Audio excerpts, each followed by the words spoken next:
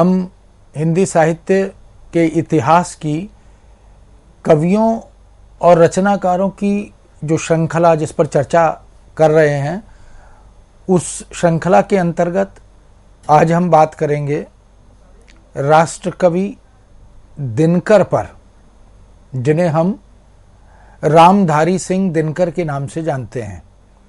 और दिनकर उनका उपनाम है। दिनकर का शाब्दिक अर्थ सूर्य है और दिनकर ने अपनी कविताओं में, अपनी रचनाओं में सूर्य के रूप में अपनी प्रस्तुति की भी है। दिनकर की समस्त कविताओं पर जब हम दृष्टि डालते हैं, उनकी अनेक रचनाओं पर, तो राष्ट्रीय चेतना की दृष्टि से हम उन्हें बहुत महत्वपूर्ण कवि पाते हैं। हिंदी साहित्य में, साहित्य के इतिहास में जो आधुनिक कविता और आधुनिक साहित्य का दौर है, उसमें दो कवि ऐसे हैं जिन्हें राष्ट्र कवि के नाम से जाना गया या राष्ट्र कवि की उपाधि से विभूषित किया गया। एक हैं मैथिली शरण गुप्त, जो भारत भारती के कारण राष्ट्र कवि कहलाए, और एक हैं दिनकर, जिनकी कुरुक्षेत्र जैसी रचना, उर्वशी जैसी रचना, हुंकार जैसी रचना और उनका जो देश के प्रति, राष्ट्र के प्रति, संस्कृति के प्रति, संस्कृति के 4 अध्याय जैसी बड़ी दुर्लभ रचना उनकी, इन सब के कारण उन्हें राष्ट्रकवि कहा गया। राष्ट्र क्या है और राष्ट्र की अवधारणा को ध्यान में रखकर दिनकर ने अपनी कविताओं में, अपनी रचनाओं में विशेष रूप से जिस देशभक्ति का परिचय दिया, राष्ट्रभक्ति का परिचय दिया, वह स्तुत्य माना गया।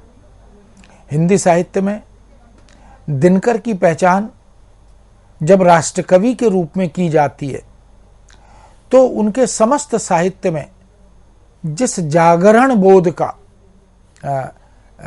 आह्वान किया गया है और इस आज़ादी को प्राप्त करने की जो संघर्ष गाथा है, उसका जो आह्वान किया गया है, उसको हम इनकी कविताओं और रचनाओं में जब देखते हैं तो पाते हैं कि ये एक जीता जागता दस्तावेज है। उनके प्रबंध काव्य, खंड काव्य, मुक्तक काव्य, जिस किसी पर भी दृष्टि हम डालें तो हम देख सकते हैं कि दिनकर के सामने राष्ट्र की अपनी एक विशिष्ट अवधारणा है और राष्ट्र के प्रति जागृति का यह भाव वह बार बार अलग अलग तरह से, प्रतीकों से, उपमानों से, उद्धरणों से अपने पाठकों के हृदय में जागृत करते रहते हैं। राष्ट्र शब्द राज धातु से हम देख सकते हैं स्त्रीन प्रत्यय के योग से बनता है, इसीलिए इसका अर्थ हो जाता है रासन्ते चारुम शब्दम कुर्वान्ते जानः यस्मिन् प्रदेशः विशेषः तद राष्ट्रम। अर्थात जिस प्रदेश के लोग विशिष्ट भाषा द्वारा विचार विनिमय करते हैं, वह स्थान राष्ट्र है। इससे एक बात और स्पष्ट होती है कि देश की भाषा वह राष्ट्रीय अस्मिता की परिचायक होती है। इसलिए भाषा को संस्कृति की वाहिका भी कहा जाता है और जो संस्कृति है वह राष्ट्र की पहचान है। भारत देश एक राष्ट्र के रूप में जब हमारे समक्ष आता है तो उसकी अपनी एक विशिष्ट संस्कृति उजागर होती है। इसलिए राष्ट्र का एक अर्थ देश भी है।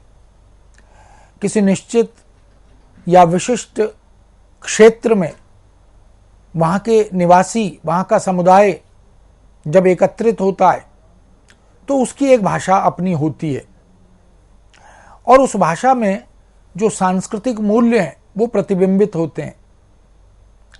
आचरण, व्यवहार, परंपराएं, रीति रिवाज, ये उसमें प्रतिबिंबित होते हैं।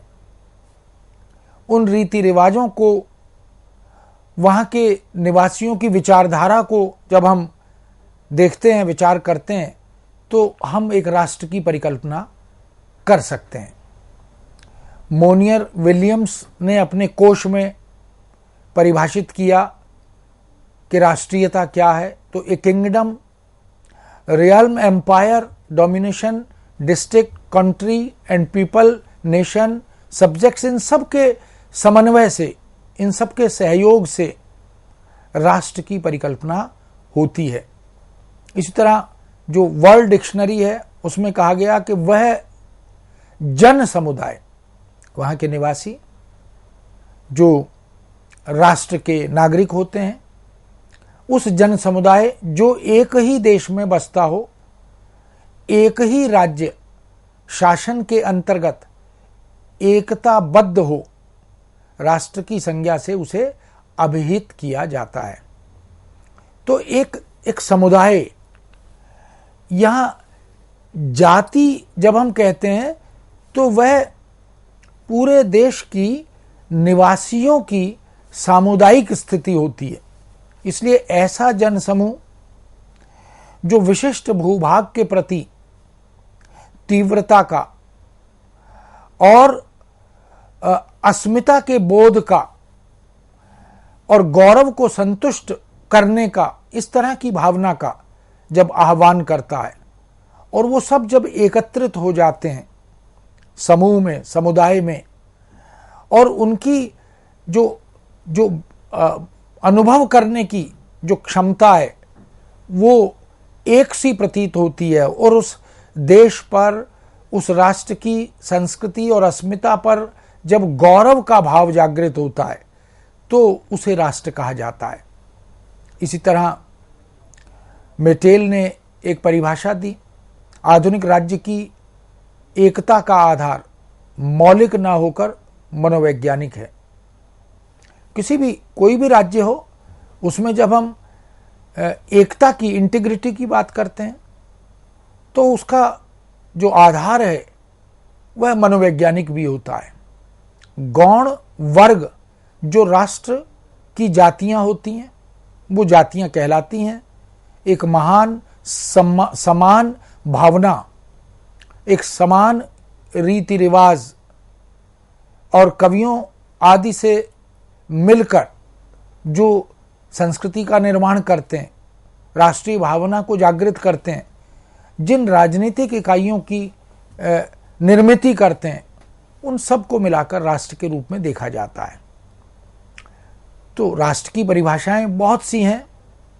अलग अलग दुनिया के, संसार के देशों में, भाषाओं में राष्ट्र चिंतकों ने, साहित्यकारों ने, भाषाविदों ने अपनी अपनी दृष्टि से राष्ट्र की अवधारणा को स्पष्ट करने का प्रयत्न किया है। लेकिन किसी एक अंतिम परिभाषा में राष्ट्र को बांध पाना, समेट पाना उतना सहज और सरल प्रतीत नहीं होता। रेम्जे म्योर ने लिखा, ऐसे लोगों के समूह को राष्ट्र कहा जाता है जो निकट संबंधों, बंधनों में बद्ध होते हैं। यानी वो समूह निवासियों का, नागरिकों का, जो परस्पर एक संबंध का अनुभव करते हैं, बंधन का अनुभव करते हैं।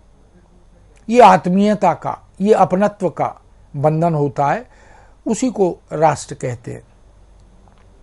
स्पर्ट इमर्सन ने लिखा, राष्ट्र का प्रधान आधार संस्कृति को माना जाता है। इसलिए परंपरागत आदर्शों तथा भावी लक्ष्य से युक्त जो भी भावनाएं रहती हैं, उन जन समूह की भावनाओं को राष्ट्र कहा जाता है।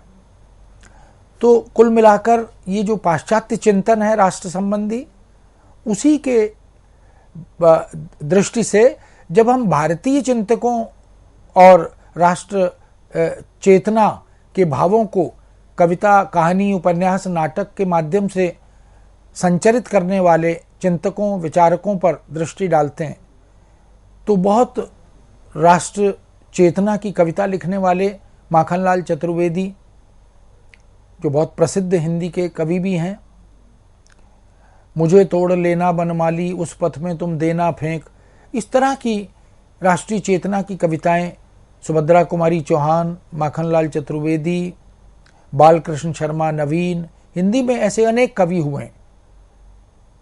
उन्हीं में से चतुर्वेदी जी ने, माखनलाल चतुर्वेदी जी ने लिखा कि राष्ट्र तो एक बाग है, बगिया, उसकी सीमा रक्षा के लिए सिर सौंप कर बलिदान दिया करते हैं जो वहाँ के निवासी हैं, जो सीमा के रक्षक हैं, जो सेनानी हैं, जल थल वायु के माध्यम से, सेनाओं के माध्यम से देश की रक्षा के लिए तत्पर रहते हैं। वो अपना सिर सौंप देते हैं, बलिदान कर देते हैं, और जिससे संसार में वह भूखंड राष्ट्र कहलाने लगता है, कहलाने योग्य बन जाता है, जिसके लिए सेनानी अपना बलिदान देने के लिए सहर्ष प्रस्तुत होते हैं, सेनाओं में भर्ती होते हैं, वो राष्ट्र है। तो राष्ट्र के संदर्भ में ये जो चिंतन है, इसकी एक सुदीर्घ परंपरा है। आचार्य नंदुलारे वाजपेयी ने भी राष्ट्र की परिकल्पना करते हुए, अवधारणा स्पष्ट करते हुए लिखा कि राष्ट्र केवल सीमाओं और जनसंख्याओं के समुच्चय का नाम नहीं है। हम अगर एक सीमा बना दें कि ये देश की सीमा है और कहें कि ये राष्ट्र है, मात्र उसी को राष्ट्र नहीं कहा जा सकता। जिसके साथ परिस्थितियों और ऐतिहासिक प्रतिक्रियाओं से वह देश यानी भारत गुजरा है, वहां से होकर उसकी एक सुदीर्घ लंबी यात्रा तय हुई है, वे अपना स्वरूप रखती हैं। सारे बिंदु, सारी ऐतिहासिक प्रतिक्रियाएं, उनके अनुरूप हमारी चेतना और व्यापक जीवन परिवेदना, इनका निर्माण होता है, उसको राष्ट्र कहा जाता है। तो हम देख सकते हैं कि राष्ट्र वास्तव में जितना छोटा शब्द प्रतीत होता है उतना है नहीं, इसमें अर्थ की व्यापक व्यंजनाएं भरी हैं और इसका विस्तार वास्तव में महत्वपूर्ण है। डॉक्टर वासुदेव शरण अग्रवाल, जिन्होंने इतिहास की दृष्टि से भी चिंतन मनन किया है, वो लिखते हैं, भूमि पर बसने वाले लोग, जन और जन की संस्कृति, इन तीनों के सम्मिलन से राष्ट्र का स्वरूप बनता है। तो राष्ट्र में वहाँ के निवासी महत्वपूर्ण है, वहाँ का जन सामान्य और जो जन संस्कृति, जिसको हम लोक संस्कृति भी कहते हैं, वह भी महत्वपूर्ण है। इस तरह राष्ट्र जो है वो एक व्यापक अवधारणा है। इसी तरह गोलवलकर जी ने, सदाशिव गोलवलकर जी, उन्होंने भी जब राष्ट्र का चिंतन किया तो लिखा कि जो भाव राष्ट्र शब्द के अंतर्गत निहित है वह एक संपूर्ण इकाई में अविच्छिन्न रूप में घुले मिले 5 विशिष्ट अंशों का योग है। ये जो 5 विशिष्ट अंश उन्होंने गिनवाए, जिनको हम 5 इकाइयों के रूप में देख सकते हैं, उसमें एक तो जाति है, जाति यहाँ कास्ट नहीं है, समुदाय है, धर्म, संस्कृति, भाषा, इन सब के सम्मिश्रण को वो राष्ट्र की अवधारणा से जोड़कर देखते हैं। बाबू गुलाब राय ने भी राष्ट्र के बारे में चिंतन करते हुए लिखा कि राष्ट्र के लिए यह आवश्यक नहीं है कि उसके रहने वाले यानी वहाँ के निवासी एक जातीय समुदाय के ही हों। अब ये जो यहाँ जातीय समुदाय है वो अलग अलग भाषा, अलग अलग संस्कृति, इसलिए भारत राष्ट्र को हम एक समेकित संस्कृति का देश भी कहते हैं। बहुत सारी जातियों के, धर्मों के, भाषाओं के लोग एक साथ मिलकर रहते हैं, तो ये भारतीय जाति बन जाती है। वहाँ हम उस जातीय भावना से उठ जाते हैं और देश एक जाति बन जाता है। इसलिए हिंदी जाति की बात भी रामविलास शर्मा ने की है। तो एक जातीय समुदाय के ही हूँ। राष्ट्र एक राजनीतिक इकाई है, उसके निवासियों के राजनीतिक हितों को जब हम ध्येयता और शासन को एक सूत्रता में संगठित करते हैं तो हम राष्ट्र की अवधारणा को समझ पाते हैं। इसलिए राष्ट्र के सभी संप्रदाय और सभी प्रांत इसके अंग बनकर हमारे समक्ष आते हैं। इस तरह से हम बहुत सी राष्ट्र संबंधी परिभाषाओं पर दृष्टि डाल सकते हैं। राधा कुमुद मुखर्जी ने अपने व्याख्यान में इसकी चर्चा की कि यह सत्य है कि राष्ट्र का निर्माण करने में विविध कारक विद्यमान रहते हैं, जैसे सामान्य भाषा, सामान्य धर्म, सामान्य शासन, सामान्य संस्कृति और सामाजिक अर्थव्यवस्था पर शायद इनमें से एक भी कारण उतना अपरिहार्य नहीं जितना भौगोलिक सीमाओं का सर्वथा सुनिश्चित होना है। तो ये सब तो महत्वपूर्ण है, लेकिन एक भौगोलिक सीमा भी तय करनी होती है, सुनिश्चित करनी होती है कि राष्ट्र की सीमा, जैसे हम कश्मीर से कन्याकुमारी तक की बात करते हैं तो हम देखते हैं कि पूरे राष्ट्र को हम अलग अलग राज्यों में और वहाँ की भाषा, वहाँ की संस्कृति में प्रतिबिंबित होता हुआ देख पाते हैं।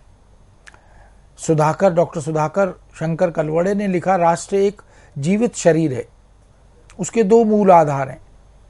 एक है बाह्य शरीर जो भौगोलिक सीमाओं से घिरे देश के शरीर को प्रकट करता है, और दूसरा है आत्मा जो शरीर के भीतर रहती है। वह जनसाधारण की संस्कृति, वहाँ की भाषा, वहाँ का साहित्य, वहाँ की कलाएं, वहाँ के आदर्शों की आकांक्षाओं के रूप में हम उनको देख पाते हैं, वो अभिव्यक्ति पाते हैं, और राष्ट्र का निर्माण उसी से होता है। इसी तरह आबिद हुसैन लिखते हैं, राष्ट्र के संबंध में आम धारणा यह रही है कि वह ऐसे लोगों का समूह होता है जो एक ही राज्य में एक ही राजनीतिक आस्था के अधीन रहते हैं, प्रतीत होते हैं। इसी तरह एनसाइक्लोपीडिया ब्रिटानिका वह भी राष्ट्र के बारे में लिखता है, a state of mind in which the supreme loyalty of the individual is felt to be due to the nation state. तो बहुत सी डिक्शनरियों में, बहुत से कोशों में, एनसाइक्लोपीडियाज में, विश्वकोश आदि में हम नेशनलिज्म को लेकर, राष्ट्रीयता को लेकर बहुत सी परिभाषाओं को देख पाते हैं। उसके बॉर्डर को लेकर, उसकी सीमाओं को लेकर, उसके वहाँ के नागरिकों के एटीट्यूड को लेकर, वहाँ की अस्मिता को, इंडिविजुअलिटी को लेकर बहुत सारे बिंदुओं पर इन परिभाषाओं में, इन अवधारणाओं में चर्चा की गई है। चाहे हैंस कोहान की बात करें, मार्टिन लूथर की बात करें, बहुत से विद्वानों ने इस महत्वपूर्ण बिंदु पर, इस महत्वपूर्ण तत्व पर चिंतन मनन किया है। गांधी जी ने भी इस पर बात की। A nation's culture resides in the hearts and in the soul of its peoples। वहाँ के देश के जो नागरिक होते हैं उनके हृदयों में, उनकी आत्मा में जो संस्कृति विद्यमान होती है वो अपने राष्ट्र की परिचायक होती है। तो हम देख सकते हैं कि राष्ट्र और राष्ट्र से संबद्ध भावना, वो राष्ट्रीयता और राष्ट्रवाद, इन पर भी चिंतन की एक लंबी परंपरा हमें मिलती है। जहां राष्ट्र के उत्थान और प्रगति के सामाजिक तत्वों को समीकरण की दृष्टि से देखते हैं वो राष्ट्रवाद है, और वही उसके बरक्स व्यक्ति के विचार और क्रिया व्यापार आदि के द्वारा राष्ट्र के हित, कल्याण और मंगल की भावनाओं में निहित रहता है। उसी को राष्ट्रवाद कहा जाता है। रामायण में तो जो रामकथा का भारतीय कालजयी संस्कृति का बड़ा प्रसिद्ध ग्रंथ है, उसमें तो बहुत महत्वपूर्ण बिंदुओं को दृष्टिगत रखते हुए कहा गया, अपि स्वर्णमयी लंका न मे लक्ष्मण रोजते जननी जन्म भूमिश्च स्वर्ग आदि अर्गात्पि गरीयसी। स्वर्ग से भी महान है। इस तरह सरफरोशी की तमन्ना अब हमारे दिल में है, देखना है। जब हम इसकी बात करते हैं तो भी हम देखते हैं कि राष्ट्रीयता की बात की गई है। गुर्बत की ठंडी छाँव में याद आई उसकी धूप, तो ये भी राष्ट्र की स्मृति है। ऐसे बहुत सारे, इकबाल ने सारे जहाँ से अच्छा हिंदुस्तान हमारा, हम बुलबुलें हैं इसके ये गुलसिता हमारा, ऐसी बहुत सी पंक्तियाँ उद्धृत की हैं। मैथिलीशरण गुप्त ने भी, हाँ वृद्ध भारतवर्ष ही संसार का सिरमौर है, ऐसा पुरातन देश कोई विश्व में क्या और है, भगवान की भवभूमि का यह प्रथम भंडार है, विधि ने किया नर सृष्टि का पहले यही विस्तार है। इसी तरह यूनान, मिस्र, रोमा सब मिट गए जहां से अब तक, मगर है बाकी नामो निशा हमारा। कुछ बात है कि हस्ती मिटती नहीं हमारी, सदियों रहा दुश्मन दौरे जहां हमारा। तो ये सारे बिंदु इस बात की ओर हमारा ध्यान आकृष्ट करते हैं कि राष्ट्र, राष्ट्रीयता ये एक बहुत महत्वपूर्ण चिंतन विषय है। और रामधारी सिंह दिनकर ने इन्हीं समस्त भावनाओं को केंद्र में रखकर अपनी कविताओं में उस भाव को संजोया है, उसकी स्तुति की है और एक तरह से राष्ट्रीय जागरण का काम किया है। तो मित्रों, इस बिंदु को अभी यहाँ विराम देते हैं, फिर से आपके समक्ष उपस्थित होंगे। आज्ञा दीजिए, नमस्कार।